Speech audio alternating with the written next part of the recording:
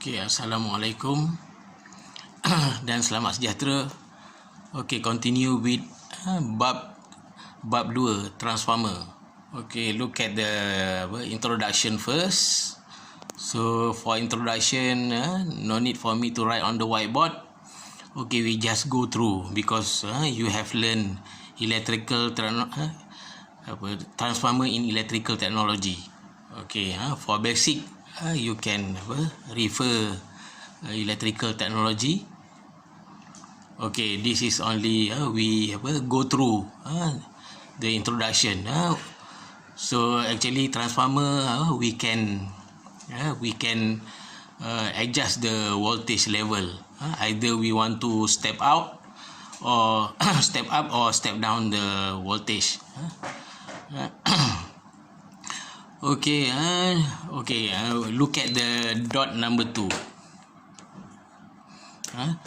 Generators are limited to about 25 kilowatt due to the size of insulation required.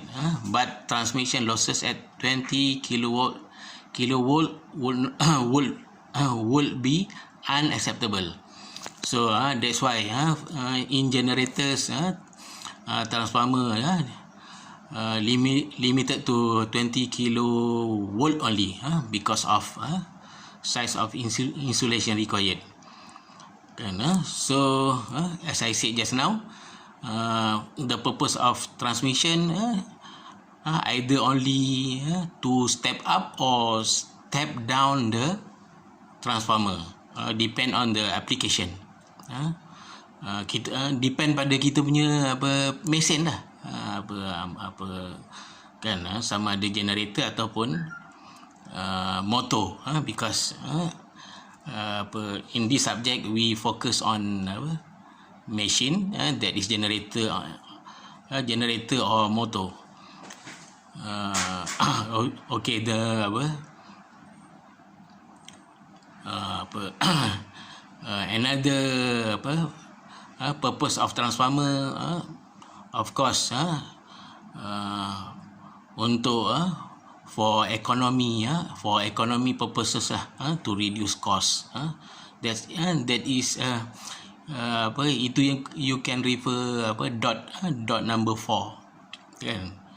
Kerana di hujung tu ada transformer allow voltage level to be changed to the most economical level. So depend on application.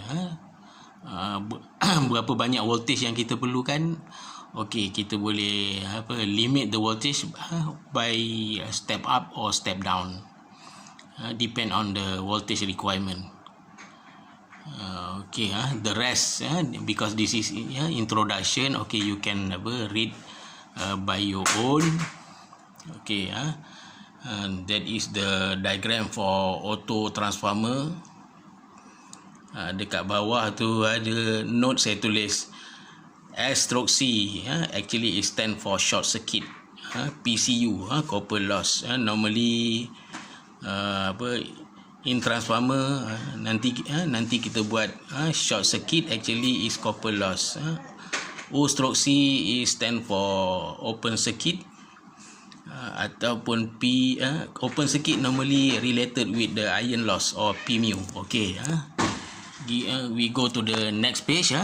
Yang ini from your module ini page 17. Okay, sekarang kita move ke page 18.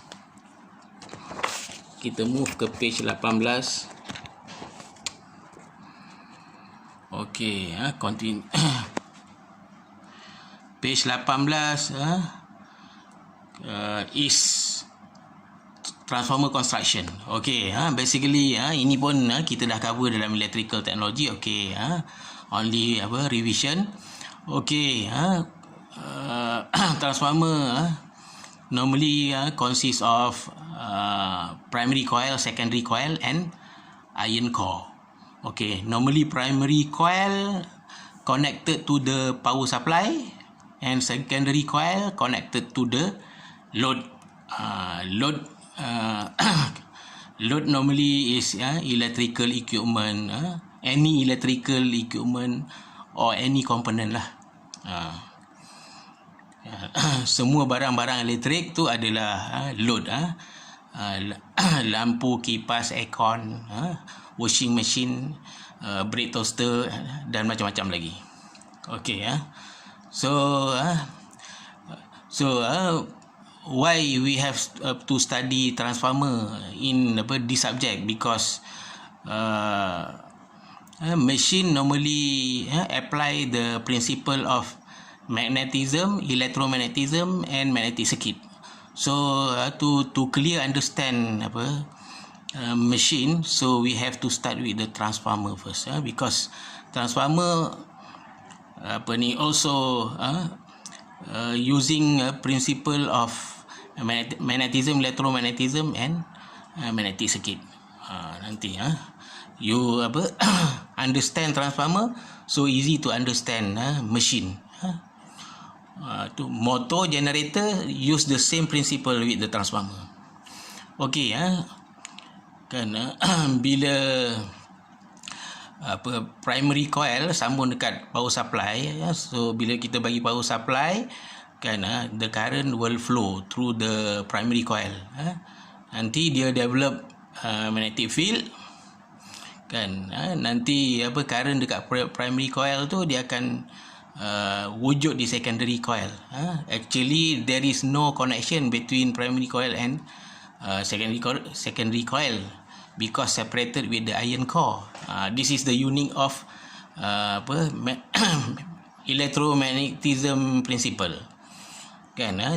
Dua benda yang tak ada sambungan, tapi di satu bahagian, di primary coil, bila kita bagi supply, current flow through the coil, dan dia boleh bagi current di secondary coil dan juga voltage, because of magnetic field. Bila current flow through the coil, dia akan develop magnetic field. Magnetic field tu adalah flux. Magnetic field, kan, dia ada nama pun magnetic field. Field tu adalah medan. Medan dia lagi tinggi arus, kan, lagi besar medan dia. Apabila medan magnet dekat primary coil tu dia mengembang hingga masuk ke kawasan secondary coil, that's why secondary coil dia boleh induce voltage. Bila voltage is induced, dia akan hasilkan current di secondary coil. Jadi secondary coil, bila secondary coil ada current, jadi dia boleh supplykan current tu kepada load. Example, kita punya load lampu. So lampu ataupun kipas, kan. Jadi bila ada current dekat secondary load, so lampu dan kipas boleh menyala. Itu unique of electromagnetism principle. Okey, so ini basic kita dah go through dalam electrical technology. Okey, dia punya note kat bawah tu you boleh baca, kan. Consists of more electrical winding and linked together by a magnetic field. Ini kan maknanya transformer ni dia dia ada mention tu dekat bawah tu, except for special purpose transformer, the coupling is enhanced with a ferromagnetic core. Coupling tu maksudnya in between primary coil and secondary coil. Itu yang kita panggil coupling untuk special special purpose. So dia ada kena special coupling lah. So ini electrical lah yang kita study. Subjek ni adalah electrical. So maknanya transformer yang kita akan study ni adalah electrical transformer. Dia berbeza. Kalau elektronik dia ada untuk elektronik dia punya transformer specific for electronic purposes lah. Okey, ini page 18. Okey, kita pergi page 19. 19